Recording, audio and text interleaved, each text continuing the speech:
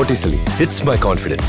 Botticelli and Raphael, shirts and trousers. அதிமுகவின் முன்னாள் பொதுச் செயலாளரான ஜெயலலிதாவின் மறைவுக்கு பிறகு ஒவ்வொரு தேர்தலுக்கு பிறகும் அந்த கட்சிக்குள் சிறு சிறு சலசலப்புகள் உண்டாவது இயற்கை.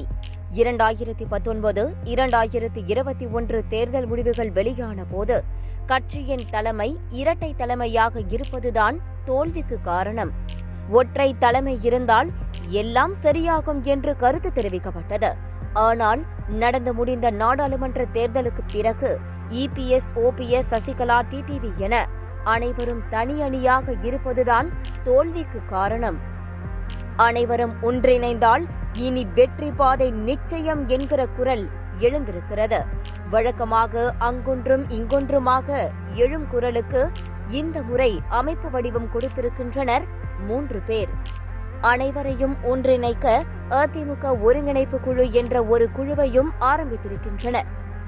அவர்களில் ஜேசிடி பிரபாகர், பெங்களூர் புகழேந்தி இருவரும் ஓபிஎஸ் ஆதரவாளர்கள். கேசி பழனிசாமி எந்த அணி சார்ந்தும் தன்னை அடையாளப்படுத்திக் கொள்ளாமல் தனித்து செயல்பட்டு வருபவர். கடந்த காலத்தில் என்ன நடந்தது, தற்போது நடப்பது என்ன, விரிவாக பார்ப்போம்.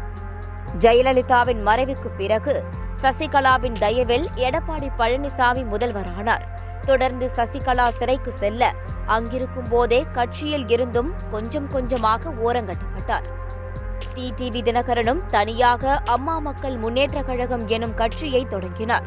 2019 நாடாளுமன்ற தேர்தலில் தனித்து போட்டியிட்ட அவர் கிட்டத்தட்ட 6% வாக்குகளை பெற்றார். அதே தேர்தலோடு 18 சட்டமன்ற தொகுதிகளுக்கான இடைத்தேர்தலும் நடந்தது. அதில் தினகரன் பிரித்த வாக்குகளால் 2 நாடாளுமன்ற தொகுதியிலும் 4 சட்டமன்ற தொகுதியிலும் அதிமுகவின் வெற்றி வாய்ப்பு பறிபோனது. அப்போதே அதிமுகவும் அமமுகவும் இணைந்து செயல்பட வேண்டும், தனித்தனியாக இருப்பதால் திமுகவுக்கே லாபம் என லேசாக குரல்கள் எழுந்தன. தொடர்ச்சியாக 2021 சட்டமன்ற தேர்தலிலும் அமமுகவை கூட்டணிக்குள் கொண்டுவர எடப்பாடி பழனிசாமியிடம் டெல்லி பாஜக தலைமை பேச்சுவார்த்தை நடத்தியது. ஆனால் தனியாகவே ஆட்சி அமைக்க தேவையான இடங்களை பிடித்துவிடலாம் என நம்பிக்கையோடு இருந்தார் எடப்பாடி பழனிசாமி. ஆனால் மொத்தமாக 75 இடங்களை மட்டுமே அதிமுக கூட்டணியால் பெற முடிந்தது. கிட்டத்தட்ட 20 தொகுதிகளில் அமமுகவின் வாக்கு பிரிப்பால் அதிமுகவின் வெற்றி பறிபோனது. தேர்தலுக்கு முன்பாக அரசியலில் இருந்து ஒதுங்கிக் கொள்ளப் போவதாக அறிவித்த சசிகலா, தேர்தல் முடிவுகள் வெளியான பிறகு மீண்டும் லைம்லைட்டுக்கு வந்து அதிமுக நிர்வாகிகளுடன் அலைபேசியில் உரையாடுவது போன்ற ஆடியோக்களை வெளியிட்டு வந்தார். ஆரம்பத்தில் பகுதியளவிலான நிர்வாகிகளிடம் பேசிய ஆடியோக்கள் வெளிவந்த நிலையில் கடைசியாக முன்னாள் எம்பிக்கள், எம்எல்ஏக்கள், மேயர்களோடு உரையாடும் வீடியோக்கள் வெளியாகின. அப்படி வெளியான ஆடியோக்களில் பெரும்பாலும் நான் விடமாட்டேன், கட்டாயம் வந்துடுவேன், கட்சியை மீட்பேன், கொரோனா காலம் முடியட்டும், தமிழகம் முழுவதும் சுற்றுப்பயணம் வருவேன் என சூளுரைத்திருந்தார் சசிகலா. ஆனால் பெரியளவில் எந்த ஒரு முயற்சியையும் அவர் எடுக்கவில்லை. அதே நேரத்தில் 9 மாவட்டங்களுக்கான உள்ளாட்சி தேர்தல் வந்தது. அதில் அதிமுக படுதோல்வியை சந்தித்தது. சட்டமன்ற தேர்தலுக்கு செலவு செய்தவர்கள் உள்ளாட்சி தேர்தலை கண்டுகொள்ளவில்லை. அதாவது கட்சிக்காக உழைக்கும் தொண்டர்களை எடப்பாடி கைவிட்டு விட்டார் என்கிற குரல்கள் எழத் தொடங்கின. அதனை சாதகமாக பயன்படுத்திக் கொள்ள நினைத்த ஓபிஎஸ் தொண்டர்களை சந்திப்பது, நிர்வாகிகள் கூட்டம் நடத்துவது என தனியாக சில செயல்பாடுகளை முன்னெடுக்க ஆரம்பித்தார். அதேவேளை அதிமுகவுக்குள் எடப்பாடி பழனிசாமிக்கும் ஓபிஎஸும் இடையே முட்டல் மோதல்கள் தொடர்ந்து கொண்டே இருந்தன. எம்எல்ஏ சீட்டு கொடுப்பது, முதல்வர் வேட்பாளர், எதிர்க்கட்சி தலைவர், அவைத்தலைவர் என தொடர்ந்து ஓபிஎஸ் பின்னுக்கு தள்ளப்பட்டார். தொடர்ந்து பிப்ரவரியில் நடந்த நகர்ப்புற உள்ளாட்சி தேர்தலிலும் அதிமுக படுதோல்வியை சந்தித்தது. அதற்கு பிறகும் அதிமுகவுக்குள் மீண்டும் பூகம்பம் வெடித்தது. இபிஎஸ், ஓபிஎஸ் இருவருமே சரியில்லை, இந்த நேரத்தில் துணிச்சலான ஒருவர்தான் தலைவராக வர வேண்டும், அதனால் சசிகலா தலைமையேற்க வேண்டும் என்கிற குரலும் ஒரு சில இடங்களில் ஒலிக்க ஆரம்பித்தது.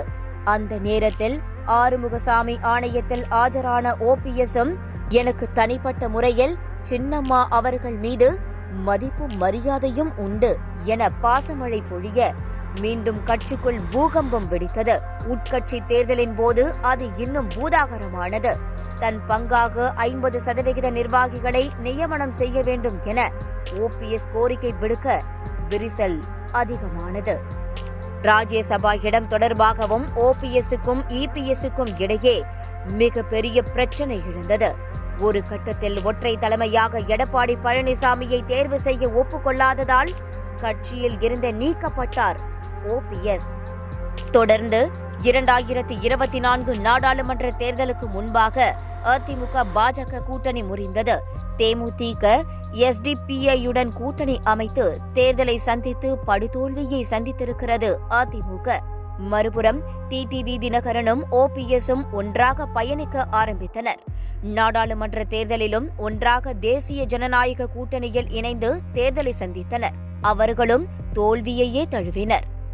தேர்தல் தோல்வியின் காரணமாக அதிமுகவுக்குள் எடப்பாடி பழனிசாமி, வேலுமணி, செங்கோட்டையன் இடையே கருத்து மோதல்கள் உண்டாகி இருப்பதாக தகவல்கள் வெளியானது.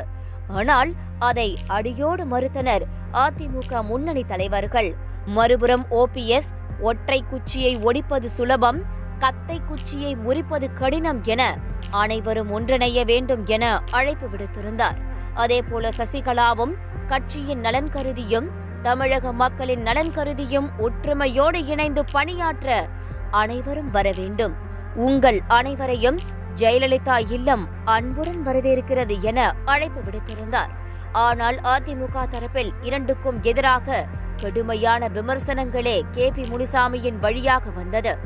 தொடர்ந்து தற்போது ஓபிஎஸ் அணியில் பயணித்து வந்த ஜேசிடி பிரபாகர், பெங்களூர் புகழேந்தி மற்றும் கேசி பழனிசாமி ஒன்று சேர்ந்து அதிமுக ஒருங்கிணைப்பு குழுவை உருவாக்கி இருக்கின்றனர்.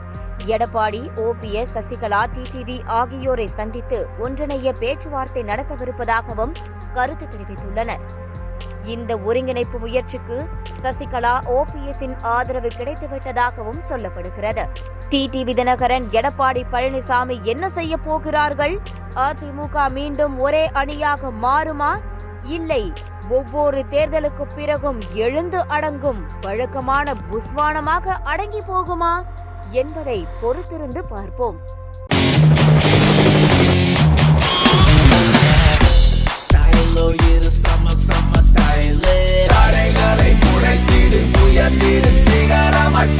ஃபிட்டான போட்டிசலி இருந்தா கான்ஃபிடென்ட்டா என்ன வேணாலும் செய்யலாம். Botticelli, it's my confidence. Botticelli and Raphael, shirts and trousers.